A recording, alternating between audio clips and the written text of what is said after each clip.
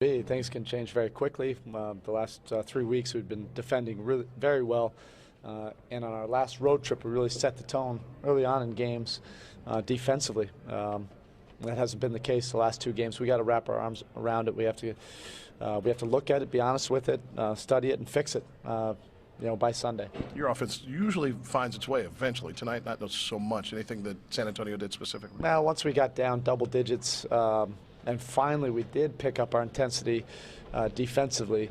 When you're playing catch up the whole game, it's not an excuse, but it looked like we were pressing and trying to make 10-point plays in 1 or 2 possessions. Instead of just grinding, the possessions against a very good offensive team, and might have to grind the possession offensively and slowly dig back into it. But once we got some very good defensive stops, it seemed like we shot ourselves in the foot and just gave it right back. From a coaching standpoint, you're glad you have these 2 days before you play again on Sunday to work? Yeah, you probably a little bit of both. You want to gather yourself and prepare, but you also probably, once we get to tomorrow, we probably want to get playing again. But that's the schedule of the NBA. We certainly have to regroup. Erik, did you notice anything that they did in particular to sort of knock LeBron off his rhythm early on? Not necessarily. They defended us the same way they did last year. They really gap and try to protect the paint and play off of them, our attackers, to keep them from getting into the paint. At times we had decent rhythm, decent looks, and decent ball movement, but when we would fall behind double digits again, it looked like we were pressing and trying to get back into the game with 1 or 2 possessions, and obviously you just can't do that. But the tone of the game, setting that tone at the beginning of the game, just hasn't been adequate the last 2 games, giving up those type of numbers, almost 40 points in both games and almost 70% in both games.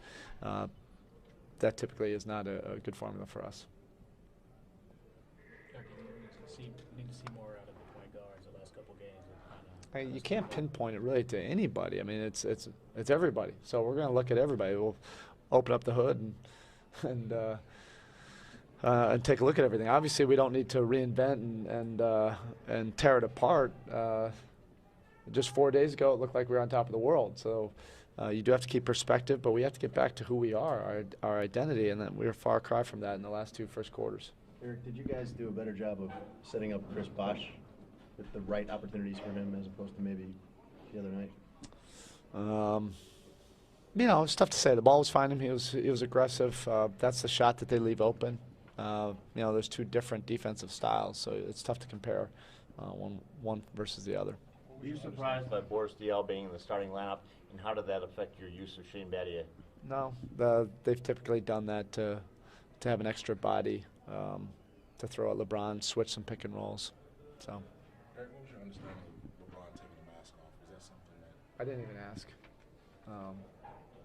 I didn't really care about that. I just wanted us to play better, wanted to play harder. Is it up to him? Is it at his discretion, or is it something medically that he? It's not medically that he can. It was his decision to throw it off. We didn't throw it back at him.